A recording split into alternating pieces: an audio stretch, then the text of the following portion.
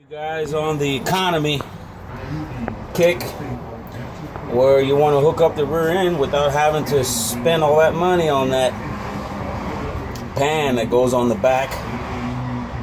Just clean it up and take some silver touch-up paint, you know, like the type that you buy at AutoZone or whatever close auto parts store that you have that has the touch-up paint. Find some bright silver and paint the bolts. Paint the bolts over here as well. And you got a nice looking rear end, don't you think? Well, when you buy that black paint, make sure it's not that real shiny stuff. Give it a little sheen, but not a lot.